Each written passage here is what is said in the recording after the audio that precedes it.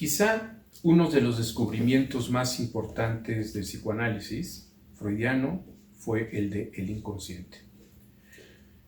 Es un concepto que es crucial para entender lo que va a ser la psicopatología a partir de Freud y para mostrarnos precisamente que los seres humanos no podemos ser a partir de la conciencia, es decir, no podemos hacer cambios sólidos y duraderos y reales a partir de procesos como de convencimiento o de sensibilizarnos o de entender las cosas.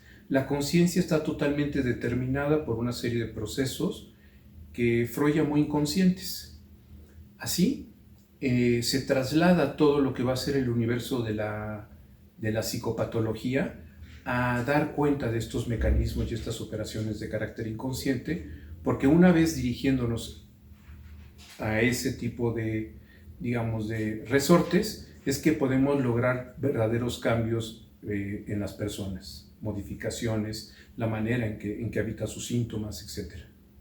Sin embargo, también es importante ver que a lo largo de la vida de Freud, el concepto de inconsciente varió. Es hasta 1914 y cuando deja de hablar del inconsciente para empezar a hablar de lo inconsciente. Y en el famosísimo trabajo de la metapsicología, Freud ya habla de lo inconsciente. Es decir, lo inconsciente ya habla de una característica, de algún proceso, de alguna representación que está siendo inconsciente, y no que algo que sea esencial y naturalmente inconsciente. Entonces, lo inconsciente es inconsciente, pero puede dejar de serlo. Así, entendemos, por ejemplo, en Freud, que, también antes de esta consideración, el concepto de Verdreinung, que era la categoría esencial de la constitución de el inconsciente, ha sido mal traducida, se tradujo como represión. Y de hecho, entonces nosotros en castellano hablamos de la represión propiamente dicha, cuando en realidad esa palabra de lo que da cuenta es de desplazamientos. Entonces, lo que Freud quiso decir es que el inconsciente se constituye a partir de los desplazamientos de la conciencia, en tanto la conciencia busca tener un estado libre de conflictos. Entonces, todo aquello que es conflictivo busca desplazarlo, no reprimirlo. Por lo mismo, aquello que ha sido desplazado permanece ahí tratando de volver a aparecer en la conciencia. Entonces hay una serie de mecanismos que buscan que eso permanezca desplazado, pero no ha sido reprimido ni desaparecido, está ahí buscando, y entonces las maneras que encuentra para volver a aparecer en la conciencia son los síntomas, los sueños, los lapsus, los actos fallidos, o sea, aparece ese tipo de circunstancias. Eso es muy importante, porque con la idea de represión nos quedamos con una idea de que cuando algo se reprime puede quedar acabado, y aquí no, en el desplazamiento aquello queda continuamente intentando volver a aparecer. Para Freud, entonces, esto desplazado es lo que estrictamente constituyen los síntomas. Se tratan de cosas displacenteras que siguen perturbando la vida de las personas, la vida anímica de las personas, pero de una forma que, como son inconscientes, no puede dar cuenta de ellos. Entonces, ¿qué es lo que se está buscando? La manera de encontrar los mecanismos para poder dar cuenta de aquellas cosas que fueron desplazadas y así impedir que vuelvan a aparecer de manera clandestina, oscura en la vida de los hombres. Pero ese inconsciente es estrictamente un inconsciente susceptible de conciencia, es decir, un preconsciente. Y hay un inconsciente que es insusceptible de conciencia. No puede ser susceptible entonces de que podamos de alguna forma reparar más que por sus efectos, más que por sus consecuencias. En ese inconsciente que no es susceptible de conciencia, me parece importante pensar lo que Lacan llamó el significante nombre del Padre.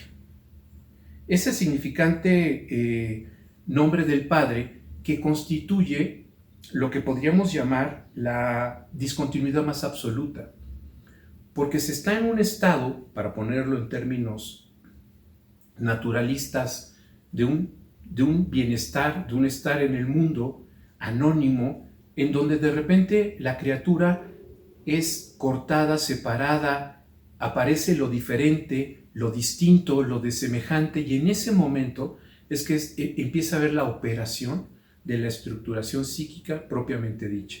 Y esa estructuración psíquica es inconsciente. Es inconsciente, sí, porque es perturbadora, pero es inconsciente porque no se puede representar la diferencia. Entre O y A, la diferencia que constituye la posibilidad del O y el A, no hay manera de representación. Simplemente a partir del par de opuestos binarios que constituye eso, O, A.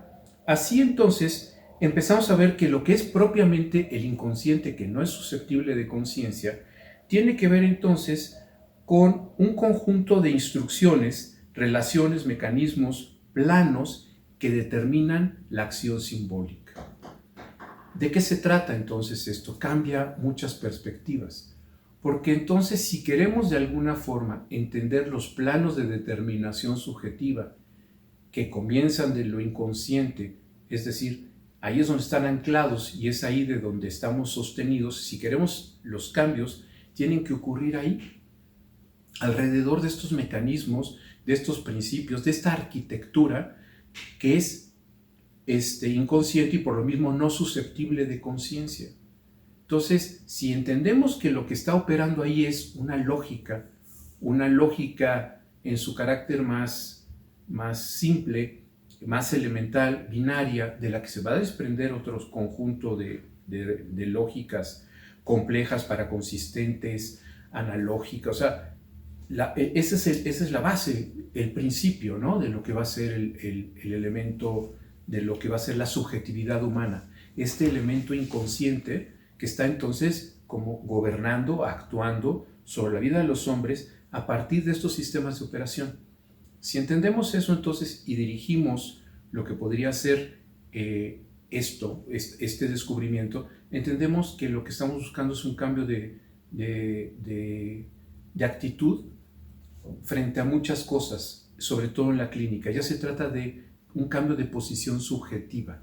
Se trata de que las personas puedan advertir estos mecanismos, estos principios, estas orientaciones, estos sistemas de clasificación, estas maneras que de alguna forma ordenan su manera de estar en el mundo.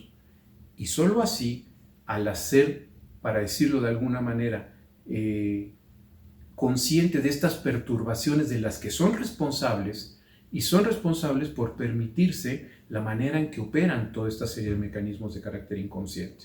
Entonces somos responsables de nuestro inconsciente, somos responsables de lo que hacemos con nuestra vida y de darle lugar o no a ello. Bueno, muchísimas gracias.